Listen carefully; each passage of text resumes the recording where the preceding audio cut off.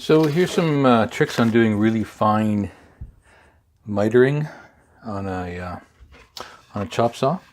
This is a lid to a box, and I'm making some lid stays for it, and they have to fit in there very tightly in between that octagonal shape.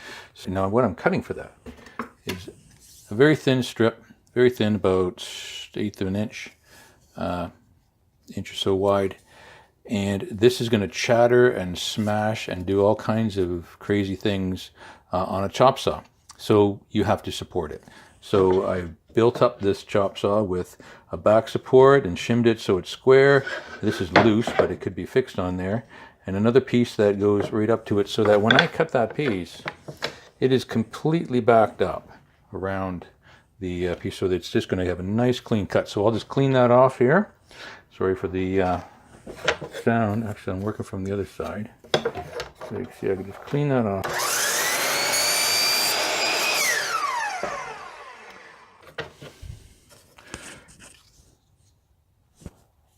So there's the 22.5 degree. And I'll just come in here and mark it.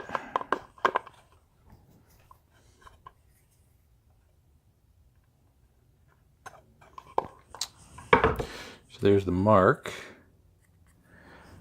but we all know it's just a mark. Between marking that to here, you lose something. Between going to here, you lose something, and this has to be accurate. So let's see how close we can get here.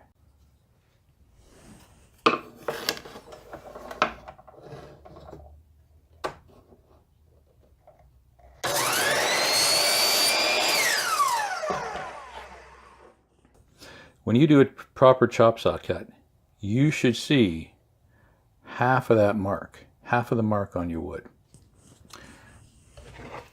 So the mark's okay and the cut's okay. When we put it in there, there's obviously a gap right there. So this thing needs to be brought in, because even the slightest little bit oversized on that is going to create a gap in there. So we need to take a very small amount off of that. How do you do that?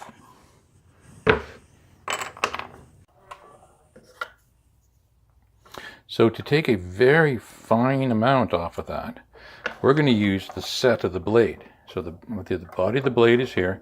The teeth have set to them, which means they're bigger than the actual body of the blade. And this is an 80-tooth fine cutoff blade. So there's very little set on there, but there is some set there. The tooth is wider than the blade. So if I bring my blade down and put that piece right up against there,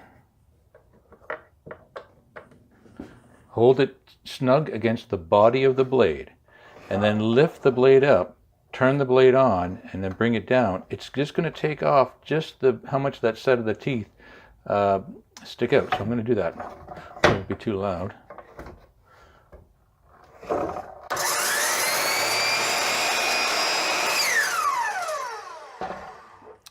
So that took off just a whisker, like the finest little bit on there, but it's maintained the angle we want. So see if that looks better in there. It's better. It's definitely better, but it's not quite there, so I'm going to do it one more time. And you could even also, if you want, you can put a bit of pressure on it so that you're flexing the blade over a little bit. And that will give you a little more.